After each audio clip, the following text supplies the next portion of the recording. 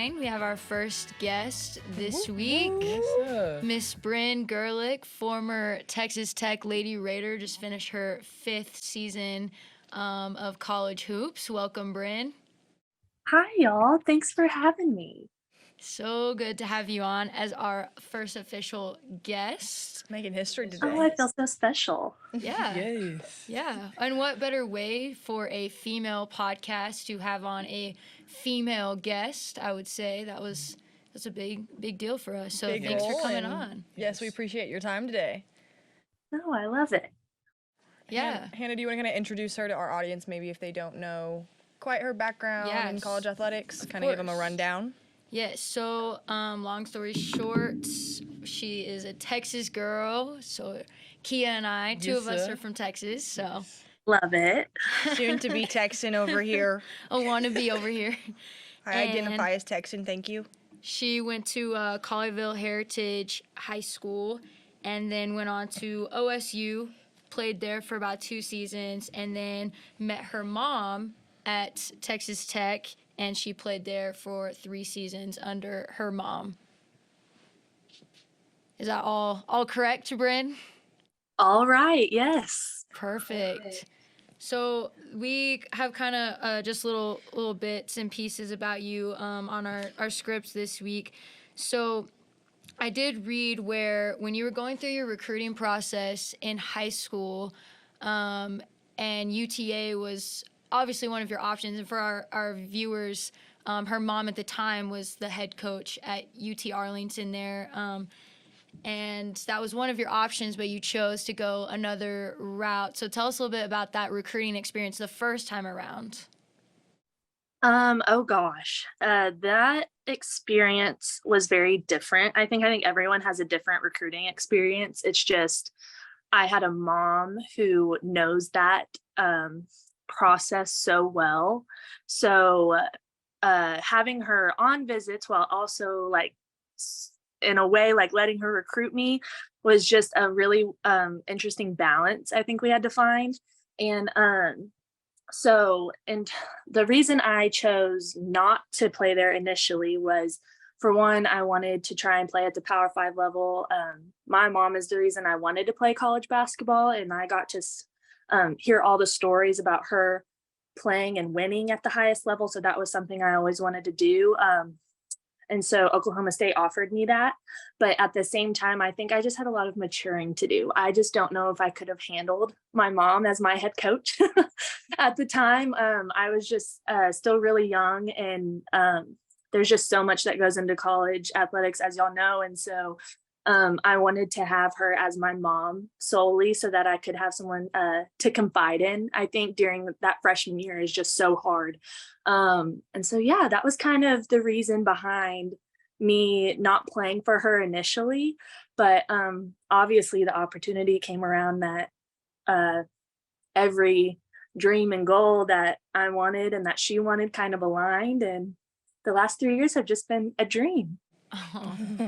Well, you kind of talked about how your mom being a coach, you kind of had a different perspective on your whole recruiting process because you have someone that goes through it every year. For our audience out there, kind of what were your green flags per se through your recruiting process? There were a lot of things I think I was looking for in a school, but for me, my parents made a huge emphasis on picking a school that I would love to go to school, even if I wasn't playing a sport. College is some of the best years of your life. You make lifelong friends here, all types of things. And so I think they wanted me to know that, yes, basketball was what was kind of not getting me to college, but was going to be a big part of my experience, but it wasn't going to be the entirety of it. And I think they just put a really big emphasis on I needed to love where I was at, as well as loving what I was doing. Yeah, gotcha. That's good advice. Were you literally were you ever concerned about the dynamic between your teammates if you did join a team with your mother coaching? I only ask because my mom was also my coach throughout most of my life playing volleyball, and it did create some it created some fuss sometimes. So I just was curious about that. Absolutely. I think that was part of the like maturity thing I wasn't ready to handle initially. I wanted everyone, like, I wanted to prove myself, like, no, I do belong at this level. Like, I did the work, like, I got myself here. Obviously, like, having my mom as a coach, like, helped me get there, but like my work and dedication, I think, is what I wanted to prove in a way. So then coming to play for her, I think initially, um, how do I want to put this? People were skeptical. Is that the skeptical? Yeah. And just the fact that I think the fact that I was at this level for 2 years prior really helped me. I do think initially it kind of rubbed some people the wrong way, but like as I got to know them and I got to build relationships with them, um, I think they were finally able to like separate the two. Like we were different people. Like the past couple years, I've had the most amazing teammates. They see me as their teammate. They don't see me as the coach's daughter. I've been so incredibly blessed with that because that was absolutely one of my biggest concerns. But I think it's also because my mom is not afraid to rip me in front of everyone as hard as she wants. So in a way, I think like her being hard on me as well as just being really, really lucky with the teammates I had. That being a fear, it really wasn't a huge issue for me in the long run, if And that makes sense. you hold your Yes. own. Just Yeah. watching you these past 3 seasons in Lubbock, you hold your own. There's no question. There should never be, I don't think, a question. Just these past couple of seasons we've gotten to watch you. Yeah, no one should ever question anything that you've earned your way there for sure. I would say you proved the skeptics wrong. Yeah. You Yeah. showed them that you belong there. Thank you Yeah. so much. That means more to me than you know. So kind of my background growing up, I was kind of in between a Tech fan and Oklahoma State fan because I have some family in Stillwater. I'm sure you miss those Eskimo Joe's bacon cheese fries. Yes. We have quite a few Joe's cups at our house, but do you kind of want to talk about? Yes. Do you kind of want to talk about your transition from Oklahoma State to Tech, kind of the process of it, things you didn't expect, and kind of what it felt like going back to Oklahoma State once you had transferred? So it was just really interesting, honestly, because it was happening still during COVID. Like my transfer or transition was happening in August of 2020. So that's whenever COVID was really still on everyone's mind. A lot of things were still shut down, like all the precautions we were having to take. So in a way, it was honestly very isolating at first having to transition. I left some really good people at Oklahoma State, and I think that was the hardest part. And so then coming to Tech, I mean, I grew up in West Texas. Like I lived in Lubbock, and when I was, I don't know even how old I was, like 5, 6, 7. So I got to come back and like, so during COVID, like I was expecting to see all these people, which I still got to see them. It's just, we all had to be so careful and everyone was just really on edge at that time. So I think my initial experience was just not true to what Tech is, because the community of Texas Tech is like, that's what makes Texas Tech, at least for me, like in my experience, that's what's made this school. And so, I don't know. It's just my mind's kind of everywhere when talking about this because it was such a weird time in my life, or I think in everyone's life. It was a weird time in everyone's life. And so, but the cool thing was like I got to live with my brother that year. And he's my little brother. It was his freshman year of college. Like everything just happened so fast that it just worked out that we got to live together. So like in a way it was really isolating because like I felt like I couldn't really build a community here yet, but at the same time, like that was a time my family got so close and really got to bond and just rally together to kind of, I don't know, come back home in a way. But yeah. I don't know if that answered your question really. Yeah, I would say it did. Was it a no-brainer when your mom went to interview at Tech? Were you like, okay, well, if this happens, I'm going? Okay, so y'all, the timeline was weird. The timeline was so weird. So the year prior, I had actually played my mom. We were Right. at a Thanksgiving tournament Yes. in the Virgin Islands of all places, and that was our last game. So I was getting to play my mom on the last game day, whatever. That was the worst day of my life. Like, me and my mom just cried and cried and cried, because I think people think about it as like, oh, you get to play like your sibling or something, like that's such a cool competition aspect, like all these things. But for me, it's like, my mom is like my absolute hero, and she's the one who inspired me to play. And like inspired my dreams and goals. And so the fact that I had to play against her was awful. Like, I just don't even know how to explain it. It was just one of the worst days. And so a year later, this is happening. And so, oh, y'all, I'm everywhere. This timeline is insane. So I move into a house on Saturday. Like, on a Saturday, I move into a house in Stillwater, like getting ready to go to school. Like, I'm excited to be back. My parents leave Sunday. My mom calls me on Monday and goes, okay, like the tech job is open. And they called me. I was like, okay, like, what do I have to do? Like, we didn't even ask each other if I was going to come play for it. It was just like a There was no known thing. question. And so that happened. They flew her in later that week to get interviewed. So it's the next Saturday. She's getting interviewed that Monday. So it's a week after she called me. We had talked prior, but a week after she told me she was going to get an interview, she goes, I think I'm going to get it.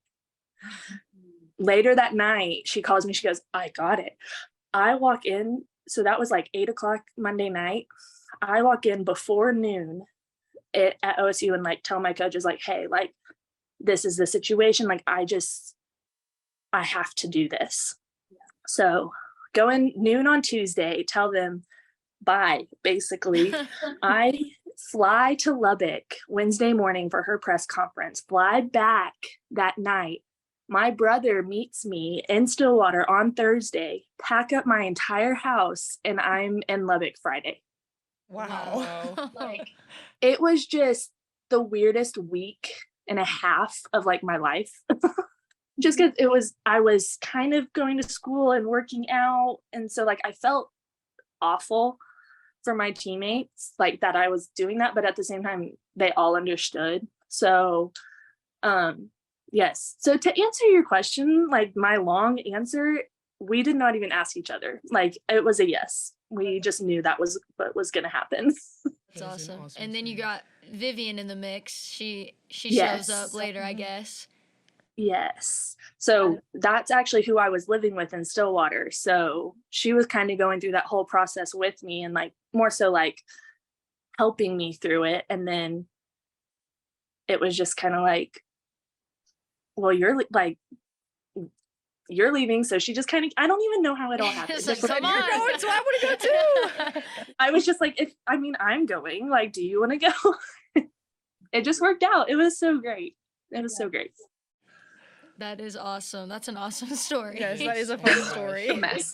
Sorry, that was so long.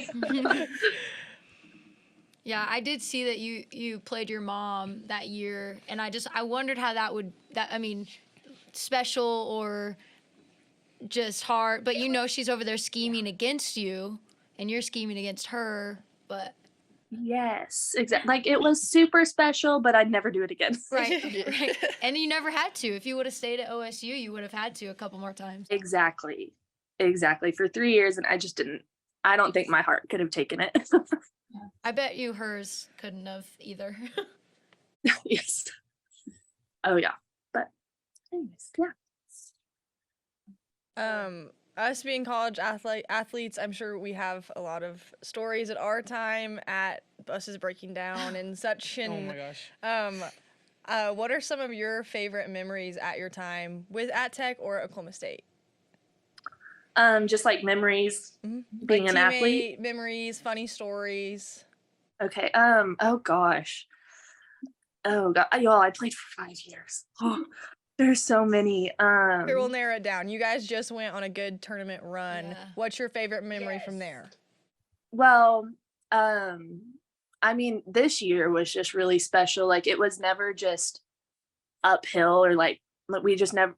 It was a roller coaster all year, and even though people would say, "Oh, well, that might not have been the best year," it it was the best year because we made so many we took huge strides in like the building of this program, and like I knew coming in that I was going to be building a foundation. Like I might not get to reap all the rewards of what this program is going to do, but I think we finally got to see like, okay, we are doing the right thing. We are moving in the right direction.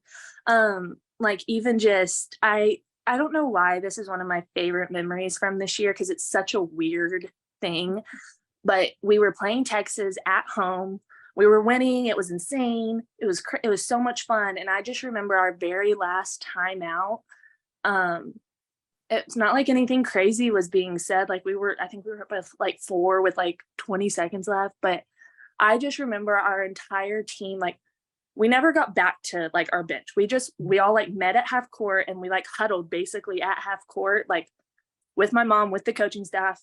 And you could just see everyone was locked in. And like, I just wish y'all could see it because it was the moment I kind of went, okay, like we made it. Like, cause those first 2 years were hard. They were so hard. And so it was just like this, like I could breathe in that moment. Like in such a high stakes game, I was just enjoying this little bitty moment of like, this is worth it. What we're doing is worth it. And I don't know. It's such a random little moment because it was also really early in the season. But yeah, that was one of my favorites, I think. Kind of hearing that gave me the chills. Like, I understand that. Like, we have tough matches and going to the huddle, and I'm sure like it is almost like a moment of bliss that you look around, everyone around you just locked in, all pushing to the same goal. Mm-hmm. So I don't know. That story Similar gave me some mindset. chills. Like you know that when you step back out there, No one's we're beating going us. hard. Yeah. Yeah. Yes. No, y'all get it. Y'all do. Like that feeling that I just don't think you can beat it. Even if It's like we you got don't it. win that game, that feeling of like we're gonna accomplish a goal together is like Mm-hmm. I don't know. It's one of my Everyone's on the favorites. same page, locked in, ready to go. I get it. Yeah, I want to ask you a little bit about the NIL stuff with the tech athletes and just how that just changed your career and the career for all tech athletes. Oh gosh. NIL is such a crazy thing. So I'm just really, really blessed because I'm at I got to play for a university that valued women's sports, and like not a lot of universities can say that. I think like they do, but just not to the extent I think Texas Tech does. Like we were the very first program, women's program, to have a team-wide NIL deal, like very first, which is insane to think about. Like the first in the entire nation. Like that little Lubbock, Texas has this huge accomplishment. And so that was crazy in itself. We had no idea it was happening, like anything like that. And so the fact that part's crazy. And then NIL itself, and like, at least what it's done for me is like this, I'm going to physical therapy school. And so this is helping pay for PT school. Like this is helping me like not go into debt. Like I know some people like can go shopping with it or things like that, which is just fine. Like you get to spend your money how you want, but this is something like that's setting me up for the future. Like it's benefiting me in ways like I don't think even the people who like donated the money or anything like that, like understand like like I just remember they told us and I just started bawling, like just crying. And I think everyone thought I was crazy. And I was like, y'all, like I was going through the application process at the time, all these things. And so the fact that that was just I don't even know how to explain it. Just 1,000 pounds was lifted off my shoulders because of it. And I think it's helped a ton in recruiting. I honestly can't even speak to how that's helping in recruiting, because I mean, that I get it for 1 year. Some girls are going to get it for 4. Like, that's insane. And so even though, and I'm not going to lie, before I had my own NIL deal, I was a little skeptical about it, because I was like, we're supposed to be amateurs. Like, that's what the NCAA is. And even though I do like still believe in that, I do think the opportunities it's giving people is so cool. And I don't think people know all those really great stories.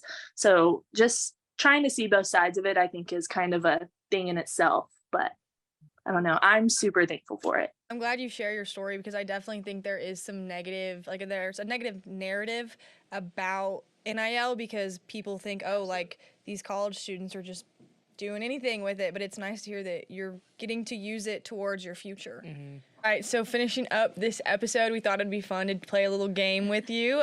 We have some basketball players from Texas Tech, and you're gonna get to rank them from best to worst, or like top 5. It's not best to worst. We're No. doing a blindly ranking former Lady Raiders. So I'm gonna give you a name, and we have 1 through 5. But you're not gonna know who's coming next. Okay. Oh God. Okay. 1 through It's 5. actually best to worst. All Like, right. I cannot play this. So Exposed. you got five slots here. First name you get to put on the board, Vivian Gray, your former teammate. Okay. I'm also trying to think of some of the names y'all might be saying, because there are some great Lady Raiders. Oh, for sure. Okay, I'm gonna put Vivian as my 3. Okay. Solid. Locked in. Solid. Okay. Number 2, a little bit older than you, but she's still in the college basketball scene now as a coach, Alicia Robertson, Panhandle girl herself. I love her. I had her jersey growing up. I just adore her. Oh gosh, y'all. Okay.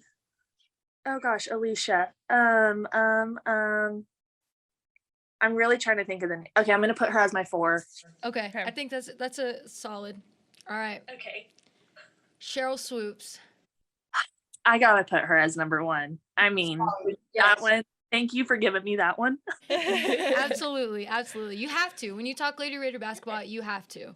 Yes, that's immediately the name you think of. All right. So now you have 2, Vivian. 2 and 5 3. left. You have 2 and 5 left. All right. Now your next name, Krista Kirkland. Oh my goodness. Okay. I mean, Jersey's retired. She's my mom. I'm gonna have to put her as my 2. Okay. So in 1 we have Swoops. Now we have your mom, Krista. 3, Vivian, Alicia, and your last option at 5, Bryn Gerlich. Oh, put me as the 5. You did really well with that. That couldn't have gone any better for you, I would say. I feel like those are some good rankings. That worked out. You played your cards well. Until you go to family dinner. Really easy for me, thank you. Until you go to family dinner and your mom's like, come on, I raised you. I really Her thought and y'all were Swoops gonna give up me there, Coach 1 and P, 2. Lynette Pearson, and she would have killed me. Oh Lord. Yeah, Swoops and Kirkland 1 and 2. I say that's a solid. Thank you. I mean, Jersey's in the rafters. Yeah, it's a given. Yeah. I mean, when she wore it, when she brought it out this season, We talked about iconic. it. We were fans. Y'all. Actually, if we have time, who helps her plan her outfits? Do you help with the outfits? Do you help with the outfits? Sometimes. Yes, I mean, luckily we wear the same shoe size. Sparkle So, red boots? Super nice. Yes, like she's borrowed a couple of mine. I borrowed a couple of hers. But no, my mom has the closet. Like, it's fantastic. So no, she can absolutely dress herself, but I am honored when she asks my opinion. love it. We love it. Well, thank you again for joining us on this episode. This was super Yes. fun. Thank you. Thanks for having me. It really was fun. I'm honored to be y'all's guest. And we wish you luck with PT school. That's super Yeah. exciting. Thank you. Well, I wish y'all luck with this podcast. It's so cool what y'all are doing, and it's just so fun, honestly. So good luck. Thank you so much for taking your time out of your day. I know you have a test later. Yes. Good luck with that. Thank you. Putting the student in student athlete. Yes. All right. Oh gosh, y'all. Well, thank you so much, Bryn. Yes. Yes, Thanks, and y'all. have a good one. Bye. Bye. Thank you. Well, that wraps up our first guest episode. That was super fun. Stanley, cheers. Yes, Stanley, cheers. And don't forget to tune in next week. We might have another trick up our sleeve. Woo! Ah.